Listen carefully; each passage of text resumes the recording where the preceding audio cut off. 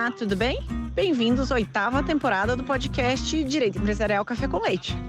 Esse é o podcast perfeito para quem busca conhecimento jurídico durante a correria do dia a dia. É a sua biblioteca, em áudio gratuita, repleta dos principais textos e dos autores de direito empresarial no Brasil. Eu sou Amanda Taide, mineira cruzeirense da UFMG na origem, com passagem em São Paulo, no Largo São Francisco, USP, e Candanga, Fluminense e UNB de coração. Casada, mãe do Pedro, de 6 anos. Pedro, Pokémon, Charizard, Pikachu, Bulbasaur e Charmander. Do Luca, de 4 anos. Lucas, Hot Wheels, Let's Race. E tutora do Vira-Lata Farofo. Sou professora da UNB e consultora no Pinheiro Neto Advogados, nas áreas de Direito da Concorrência, Comércio Internacional, Defesa Comercial e Interesse Público, Compliance, Anticorrupção, Acordo de Leniência e Negociação de Sanções e Direito Empresarial em geral. Esse é um podcast simples, curto e gostoso, como um café da manhã, mais rapidinho, durante a semana. Você quer navegar pelo podcast? No site podcast.direitoempresarialcafécomleite.com, os episódios estão organizados sistematicamente, facilitando o acesso a temas como teoria da empresa, fundamentos do direito societário, sociedades limitadas, sociedades anônimas e muito mais. Pegue então sua xícara de café com leite ou chá, seu tênis para fazer exercício físico ou seu fone de ouvido para ouvir no meio de transporte diário. Vamos então comigo para a próxima xícara de café com leite?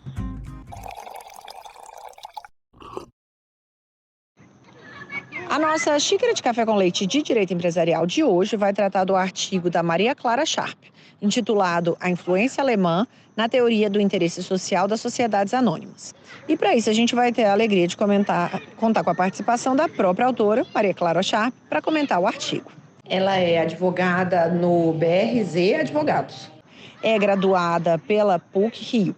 Maria Clara, é uma alegria enorme você ter aceitado o convite para participar do nosso podcast e por apresentar, de um modo simples, curto e gostoso, sobre a influência brasileira, a influência alemã no direito societário brasileiro. Oi, Amanda, eu que agradeço pelo convite, muito obrigada por essa oportunidade de estar participando desse podcast sensacional, interessantíssimo, com temas diversos do direito societário. E vai ser muito bom falar um pouquinho com você, com os nossos ouvintes, sobre a influência alemã na teoria do interesse social das sociedades anônimas. Então, estou super ansiosa para tomar essa xícara de café com leite.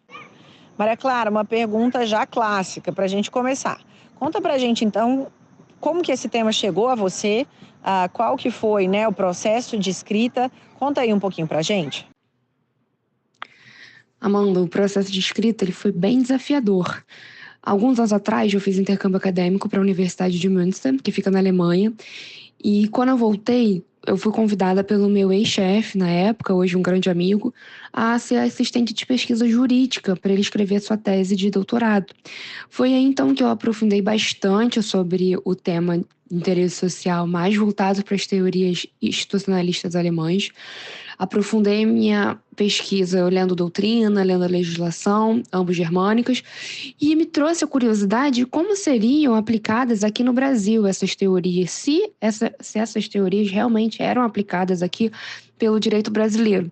E aprofundei a pesquisa também fazendo um contraponto com as teorias contratualistas italianas, e me trouxe uma grande curiosidade em saber como o sistema brasileiro adota essas teorias.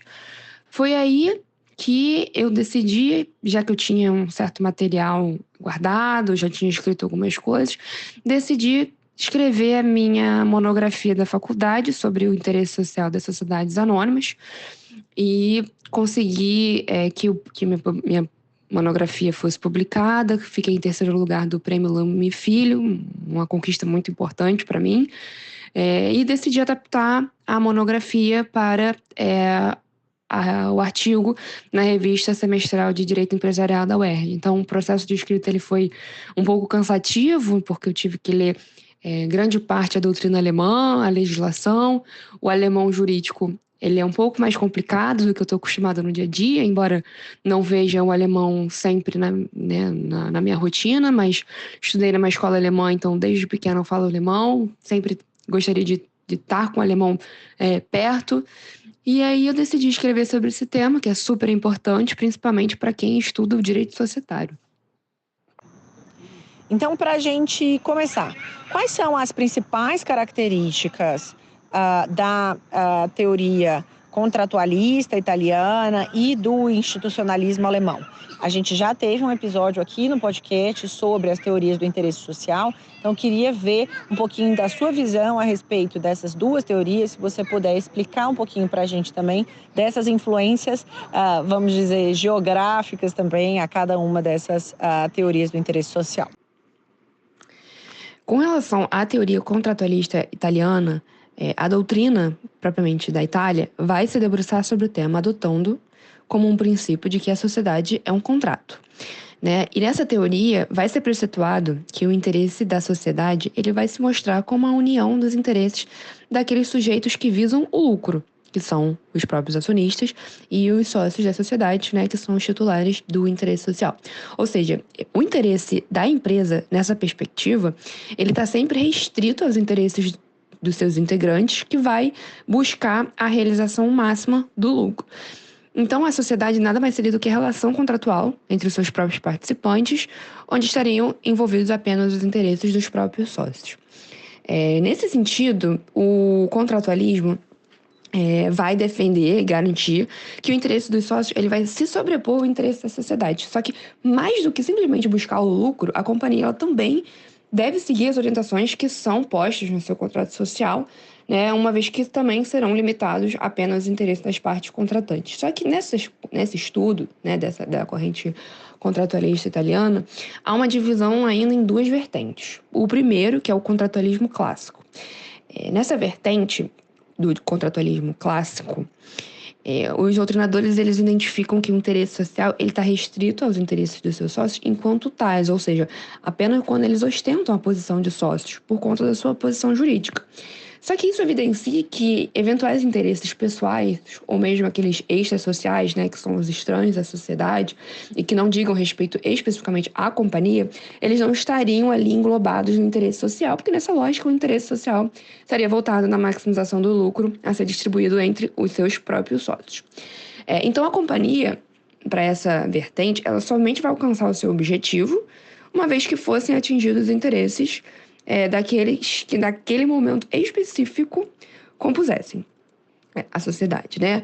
Então, os interesses individuais eles estariam fora do escopo, né? Enfim, os interesses, mesmo que sejam interesses em comum, como a gente pode citar o exemplo aqui de uma família, de uma sociedade familiar, né? Onde todos os sócios podem ter os mesmos interesses como os membros de uma mesma família, mas que não vão dizer a respeito aos seus interesses como membros de uma determinada sociedade.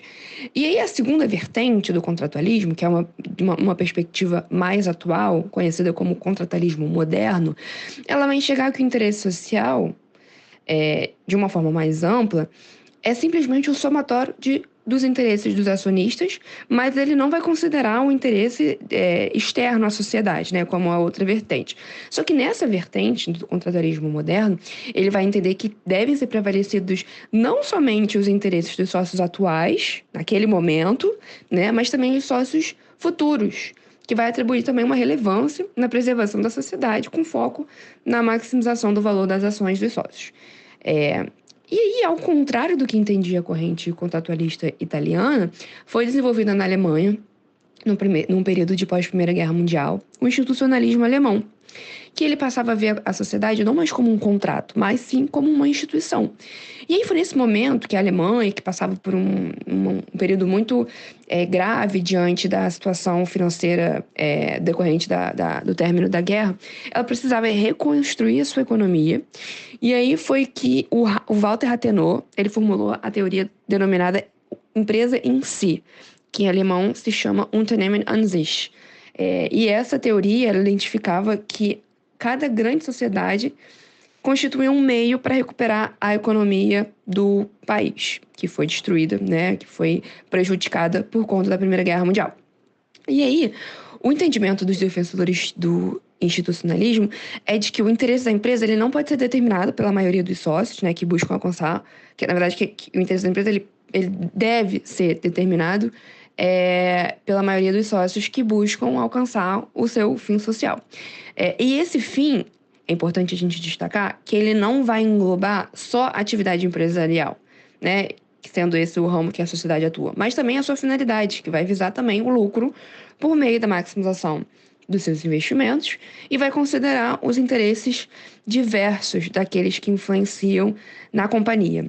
Então, essa corrente do institucionalismo vai defender que, no interesse da sociedade, seriam incluídos os interesses de outras partes envolvidas, além dos interesses dos sócios.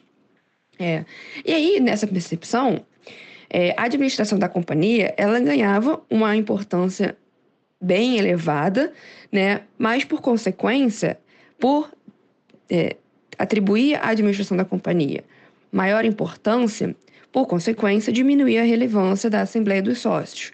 E aí, por essa razão, a doutrina germânica, ela muitas vezes se refere ao interesse social como uma máxima orientadora ali para poder guiar os interesses dos membros que administravam a companhia. Assim como no contratualismo italiano, o institucionalismo alemão ele também vai se dividir em duas vertentes. O primeiro, que é o institucionalismo publicista, como seu nome já indicava, ele voltava para o interesse público do Estado e a principal referência dele era a teoria da Unternehmen an sich, do Walter Rathenau.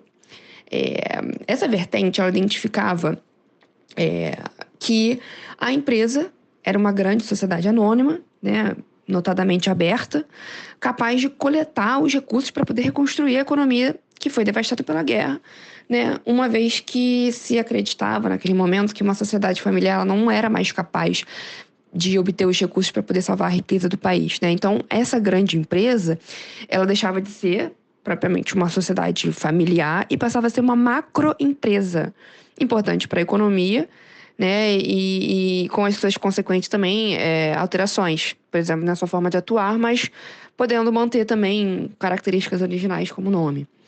E esse fenômeno de transição de uma empresa familiar para uma macroempresa, ela ficou conhecida como substituição de conteúdo, justamente por essa mudança de foco, né? Porque o que ganhou espaço foi o Conselho de Administração, na sua função de administrar a sociedade. E aí, com isso, a Assembleia Geral ela foi perdendo cada vez sua importância nas sociedades que eram de grande dimensão, porque o Conselho ele passava a ser composto, em sua maioria, por economistas, juristas, especialistas, técnicos também, e outros experientes em negócios que tinham em vista recuperar e fazer com que a companhia ela conseguisse se reerguer em virtude do momento econômico que o país atravessava. Então, o interesse da sociedade que decorre dessa substituição de conteúdo não se reduzia mais aos interesses que eram egoístas dos sócios, né, como no contratualismo, mas agora era visto como um fator econômico que pertencia à própria sociedade, mas mantendo também alguns resquícios que eram voltados para a obtenção do lucro, para poder existir e atender os interesses e as necessidades econômicas. Só que ela foi muito criticada porque ela elevava o papel do Conselho de Administração e botava em detrimento os interesses dos acionistas. Então, o institucionalismo publicista ele entrou em crise ali em meados de 1950, né, que deu aso para os legisladores proporem uma reforma da lei acionada até então em vigor. E a segunda corrente, por sua vez, ela é denominada de institucionalismo organizativo ou integracionista, ela surgiu nesse contexto, né, de que deveria ser revista a função das sociedades em relação a e as relações que existiam entre elas e seus sócios, empregados, a comunidade em geral. Então, foi um momento aí que a lei em vigor de 1937, a lei acionada de 1937, passou por diversas críticas. Então, foi nesse período que surgiram as leis de cogestão empresarial, que são as Mitbestimmungsgesetze, que elas compreendiam nas normas que elas davam uma maior participação operária nos órgãos principais da empresa. Então, com essas leis, se consagrou no direito societário germânico o institucionalismo, né? Porque os críticos do diploma acionário de 37 alegavam que careceria de dispositivos que pudessem garantir a efetiva aplicação dos princípios institucionalistas. E aí, com isso, o interesse social ele passou a ser entendido como um conjunto harmônico dos interesses dos sócios e dos trabalhadores em prol da preservação da atividade da empresa. Com a introdução dessas normas, os empregados eles passavam a participar com grande relevância, né, ativamente na administração da sociedade. E então o interesse ele não era mais voltado apenas aos sócios, mas também direcionado à manutenção, à continuidade, à preservação da empresa. Então seria possível abrir um espaço para poder analisar qual era o tipo de organização mais apta a lidar com a nova concepção do interesse social. Então, por esse motivo, o institucionalista alemão ele também passou a ser chamado de organizativo. E aí, essa sociedade de grande dimensão, ela deveria ser vista como um elemento associado à economia do país e não mais voltado para o foco do egoísta dos interesses dos acionistas, que era voltado mais para si. E aí, com isso, os interesses diversos, como os dos acionistas, dos sócios, do Estado e também dos consumidores, exerciam influência nos setores que resguardassem, né, as reservas de insumos. Então, diante disso tudo, a gente pode afirmar que a teoria institucionalista, que foi desenvolvida na Alemanha, ela tem como a principal característica a ênfase na participação de diversos grupos, que são, além dos acionistas, os funcionários, os credores, a comunidade em que atua. Então, essa abordagem, ela reconhece que a sociedade anônima, ela não deve ser orientada exclusivamente pelo objetivo de maximizar o lucro, né, dos acionistas, mas também deve levar em conta os interesses das demais partes interessadas na própria companhia. Espera só um pouquinho que eu já volto para a nossa entrevista com uma xícara de café com leite. Que você curte direito empresarial, eu já sei, que você está aqui ouvindo o nosso podcast. A minha pergunta é, você sabe quão conectado o direito concorrencial está com o direito empresarial? Sabia que algumas operações societárias são de notificação obrigatória ao CAD? E que algumas cláusulas contratuais, como exclusividade, raio, não concorrência, definição de preços de revenda, podem atrair preocupação concorrencial? E que algumas práticas, como recusa de contratar, discriminação de clientes, também podem ser acionadas no CAD? Você sabia que algumas empresas que, eventualmente, tenham combinado preços, dividido mercados, podem celebrar acordos de leniência com o CAD, obtendo até mesmo imunidade? E que essas empresas podem ser acionadas no âmbito do direito civil para ser responsabilizadas pelos danos que causaram aos seus clientes? Se você ficou curioso e interessado em como esse conhecimento pode contribuir na sua formação jurídica, eu faço um convite. Entra no site Pós em Direito Concorrencial e se inscreva na nossa nova pós-graduação, que eu estou lançando agora, no segundo semestre de 2024, totalmente virtual, registrada no MEC, com conteúdo linear, completo e que vai te preparar para os problemas práticos que você vai enfrentar no dia a dia do direito empresarial. Espero você lá. Eu já peguei minha xícara de café com leite, vamos voltar para a nossa entrevista. Então, especificamente no contexto alemão, qual que é a relevância da teoria, portanto, do Rathenau? Explica pra gente um pouquinho quem foi o autor e qual que é a teoria dele. Diante do contexto que a gente abordou na pergunta anterior, a gente viu que o institucionalismo ele é fortemente marcado pela teoria do Unternehmen an sich, do Walter Rathenau. O Rathenau ele era um economista, empresário alemão também, e foi ministro das Relações Exteriores.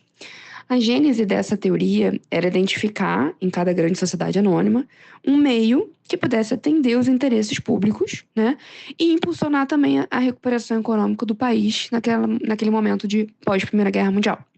O Rathenau, ele defendia uma abordagem que enfatizava o papel público das grandes sociedades, né, ressaltando o viés publicista do institucionalismo alemão, que fortalecia também os poderes dos órgãos administrativos em detrimento daqueles interesses egoístas dos sócios minoritários, né. Isso porque ele afirmava que a empresa ela não representava mais uma mera organização, digamos assim, do direito privado, né? Mas um fator que estimulava o desenvolvimento da economia nacional. E aí tem uma passagem muito interessante de uma grande empresa de navegação de Hamburgo, chamado Norddeutsche Floyd, que ela pregava o seguinte: não existe para distribuir, que na verdade uma empresa, né? Uma empresa ela não existe para distribuir dividendos, senão para organizar as linhas de navegação, né? Então essa frase ela se resume muito bem ao que preceituava o institucionalismo alemão, né? Na teoria de Rathenau, porque assim era possível compreender a mentalidade atual dos acionistas, que conduziam a empresa considerando o interesse da própria empresa em relação ao seu desenvolvimento e crescimento econômico, que justificava o autofinanciamento como um meio de alcançar o resultado e não mais se concentrava nos interesses dos acionistas. Ou seja, havia um consequente reconhecimento à companhia de um interesse próprio voltado para maior eficiência produtiva e não para a obtenção de maiores lucros. Com isso, teve uma redução de todos os sócios, de todos os direitos dos acionistas e dos sócios também da sociedade, condicionados esses ao interesse superior da própria empresa. Então, nesse caso, fortaleceu ainda mais a tendência de retirar dos sócios, que eram guiados pelos seus interesses egoístas de cunho pessoal, o controle da própria companhia para poder confiar esse controle aos órgãos de administração estável da companhia, o que acabou por tornar a companhia mais independente possível do seu quadro de acionistas, que poderia sofrer, enfim, inúmeras alterações.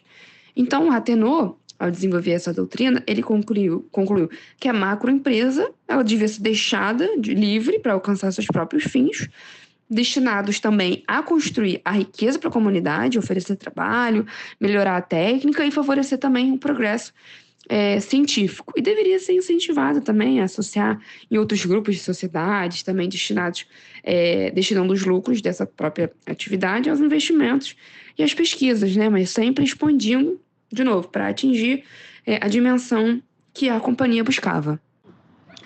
E agora que a gente entendeu um pouquinho do contexto alemão, conta pra gente como que as leis alemãs sobre SA abordam o tema do interesse social? Vimos que nas discussões das últimas décadas, a companhia ela passou a ter uma relevância extremamente importante, tanto para o Estado quanto para a sociedade. Só que as disposições do Código Comercial de Alemão, que era de 1897, que regiam as sociedades anônimas, elas se apresentavam inadequadas, né, em decorrência disso. E aí a Associação de Juristas Alemães, preocupada com esse problema, publicou em 1928 um relatório fundamentado na doutrina institucionalista que tinha como base o conceito da pessoa jurídica.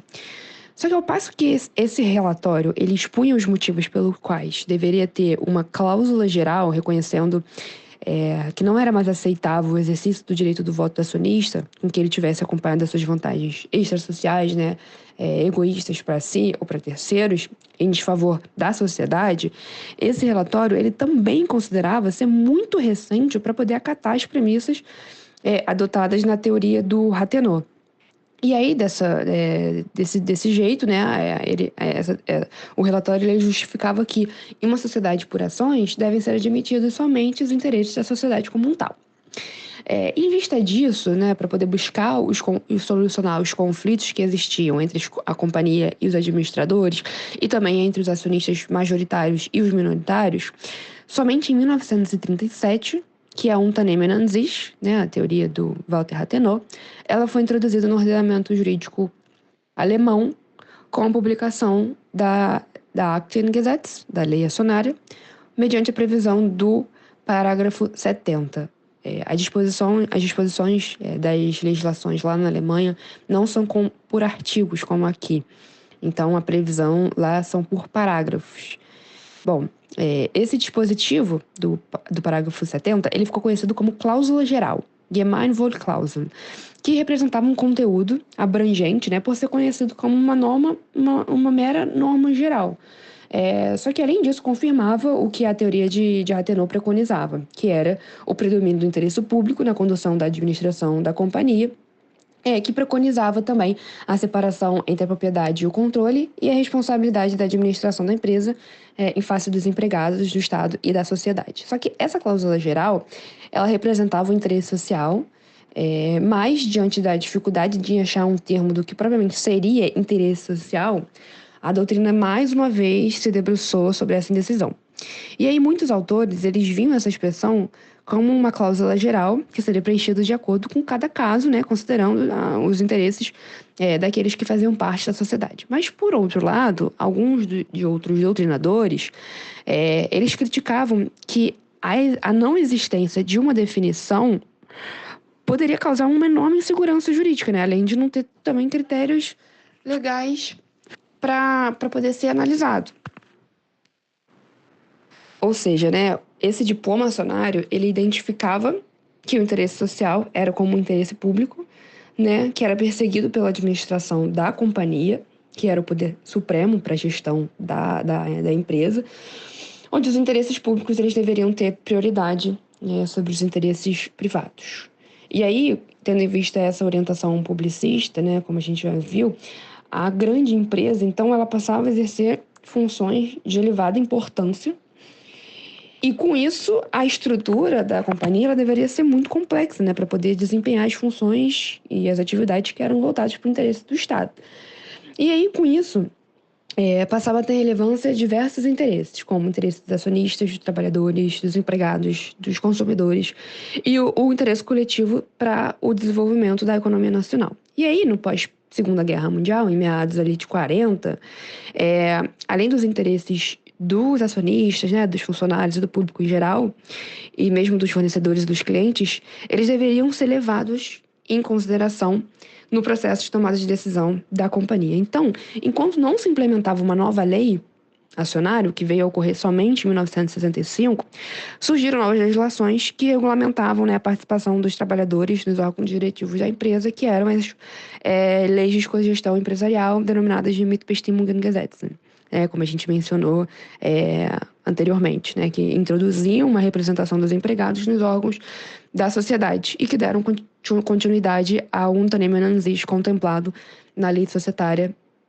de 1937. Então, nesse contexto, essas leis, elas representavam uma afirmação definitiva do institucionalismo na Alemanha, né, e, ao mesmo tempo, separavam o interesse da empresa ao interesse da sociedade, o que tinha sido um fracasso na Lei de 37. Então, essas normativas, elas reconheciam que o interesse da empresa ele não se reduzia aos interesses dos sócios. E aí, a consequência disso foi refletida também em outros tipos societários, como a limitada e a comandita por ações, que não tratavam mais do interesse da empresa como um interesse público. Assim como na Unternehmen an sich, mas com um interesse que era compatível e comum entre os sócios e os trabalhadores. Então, nessa perspectiva, o interesse ele era voltado para a preservação da empresa, né, que tinha um caráter mais organizativo, porque o ponto principal discutido era justamente o tipo de organização que era mais adequado para poder garantir a manutenção da empresa.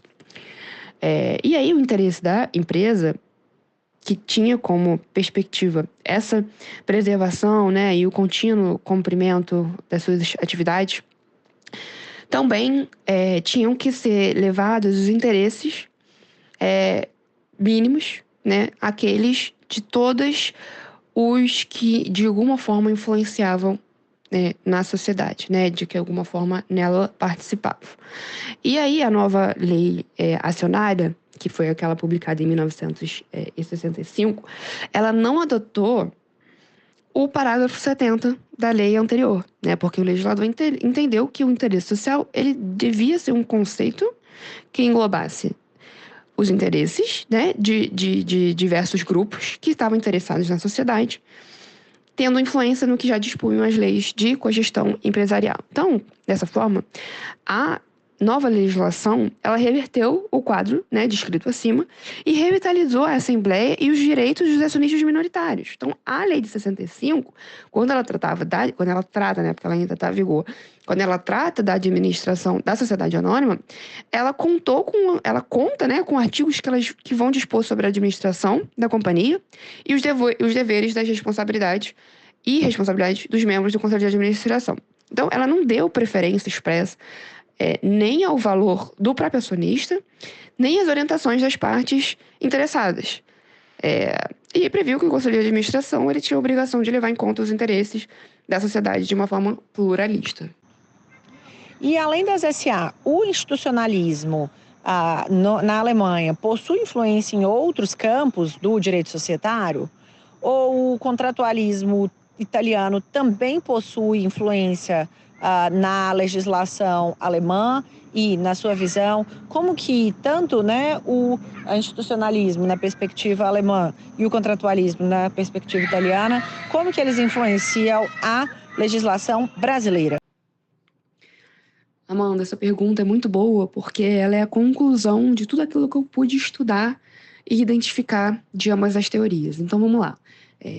Com relação ao institucionalismo alemão, a gente pode fazer um comparativo com as leis de cogestão empresarial, né, assimilando com a lei das estatais, que é a Lei 13.303 de 2016, que dispõe sobre as regras e diretrizes para a governança das empresas estatais, incluindo também a possibilidade de participação dos empregados na gestão dessas organizações, né, como bem estabelece o artigo 19. Esse artigo 19 da lei, ele vai garantir a participação, né, no Conselho de Administração de representantes dos empregados e também dos acionistas minoritários. Esse dispositivo, ele também possui um objetivo que vai promover a transparência e a governança corporativa, que adota os mecanismos de gestão que vão incentivar a participação dos empregados nos processos decisórios das estatais por meio do Conselho de Administração ou também de outros órgãos colegiados. E aí, além disso, o artigo 19, ele vai estabelecer que essa participação ela deve estar em harmonia com os interesses da empresa e também com as diretrizes que são definidas pelo Estado. Esse dispositivo ele se assemelha muito às ideias que foram trazidas pelas leis de cogestão, né, que estabelece, na verdade, a participação dos trabalhadores na gestão das empresas. Adicionalmente, né, nessa perspectiva ainda, a gente pode identificar a opção do legislador em adotar o institucionalismo também na redação do artigo 47 da Lei de Recuperação e Falências, porque ela vai incorporar o viés institucionalista do interesse social, uma vez que vai reconhecer que o conjunto de interesses, sejam eles credores, trabalhadores, até mesmo os acionistas minoritários, na recuperação e na preservação da empresa, que são os princípios orientadores do institucionalismo alemão.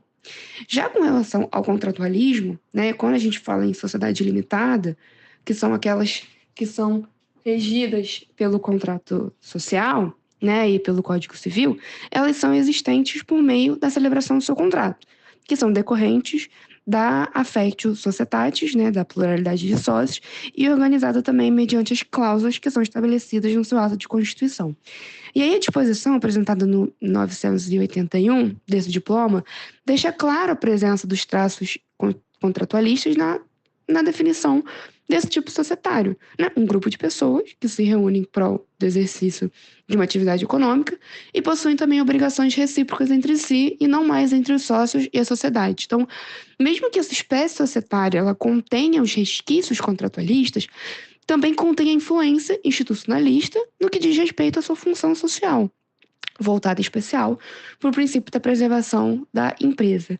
Essa afirmação ela também pode ser evidenciada no 1028 caput, 1029 e 1033, inciso 1º, todos do Código Civil, que fazem referência à resolução e à dissolução das sociedades. E, além disso, ainda pode ser acrescentado a esse raciocínio a previsão do artigo 170, inciso 3, e inciso 7 da Constituição, que decorre do princípio da solidariedade, que é exarado pelo artigo 3º, inciso 1 da Magna Carta. Então, nesse sentido, né, a gente pode afirmar que o princípio da solidariedade, que é fruto do Estado Social de Direito, possui como uma das suas consequências o princípio da preservação empresarial.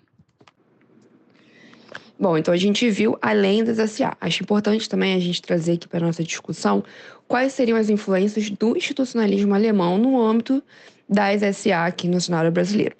Então a gente viu que o regime societário ele apresenta uma demonstração de que Ambas as teorias elas convivem, né, no mesmo sistema. E aí, com o advento da Lei 6404, ela adotou alguns princípios institucionalistas no seu ordenamento, mas ainda com alguns traços contratualistas. Essa visão do institucionalismo ela pode ser percebida principalmente no parágrafo único do 116 da SA, que vai tratar do acionista controlador, né, que pode exercer o seu poder de controle para fazer com que a companhia cumpra o seu objeto e sua função social.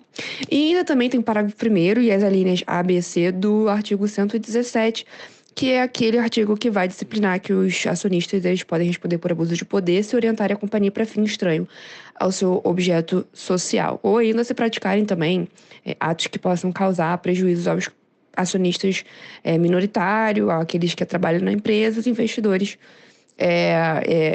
em valores imobiliários que foram emitidos pela companhia.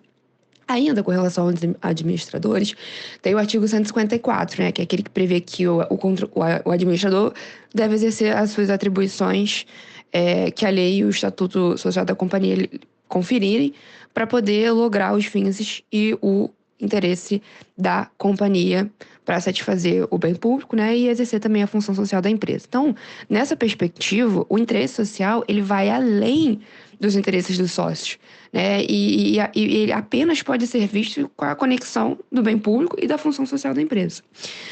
Já o acionista controlador, né, nos termos do parágrafo único do 116, cabe a ele exercer o poder de controle com base nos interesses dos demais acionistas, dos investidores, dos trabalhadores daquela empresa.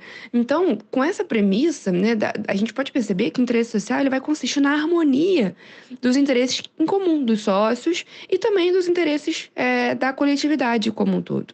Não sendo esses interesses contrapostos, mas sim complementares. Então, quando se discute que o dever do acionista controlador, a gente tem entender que a lei ela vai reconhecer que a empresa ela possui sim seus interesses próprios e deve também considerar os interesses dos empregados e da comunidade que ela atua, né, para buscar além do seu objetivo social. Então, com isso, o legislador ele se preocupou muito em proteger os interesses que não só daqueles que participam da sociedade, mas também do público em geral. E com isso busca satisfazer também os interesses dos outros, que se concentram na empresa, dos trabalhadores, do Estado, né, dos consumidores e da sociedade de forma ampla.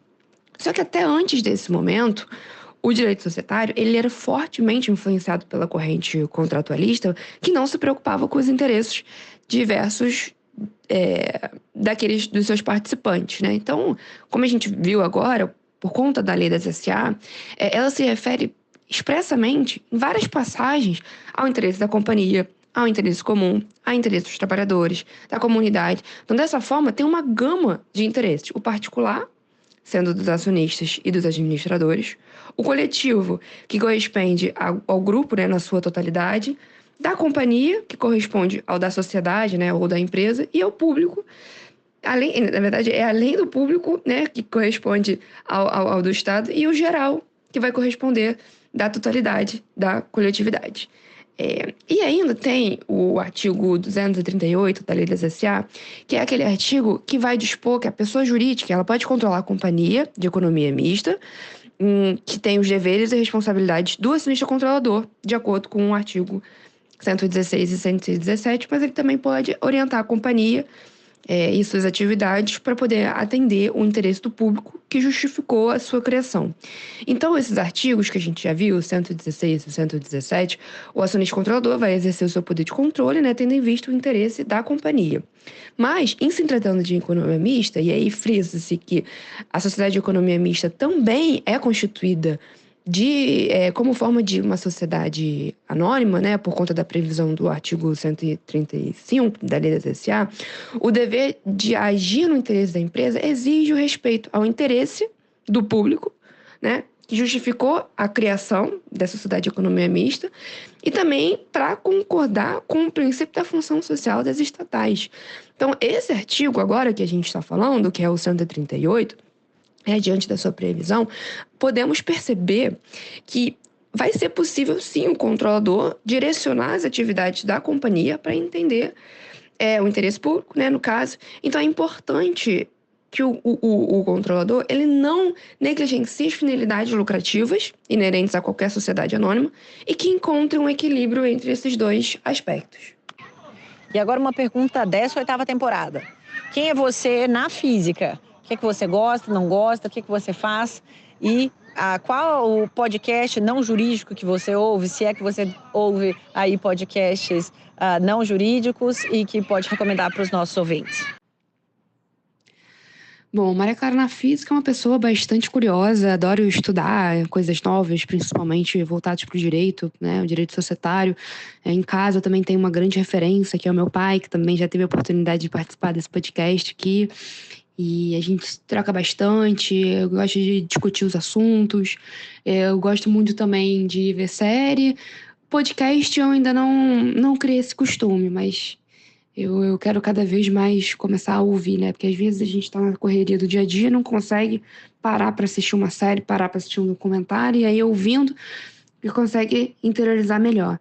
Mas eu sou uma pessoa muito alegre, divertida, eu gosto muito de estar com a minha família, de estar com os meus amigos e aproveitar o tempo livre voltado para mim, fazendo alguma coisa que me faça bem e que me faça relaxar.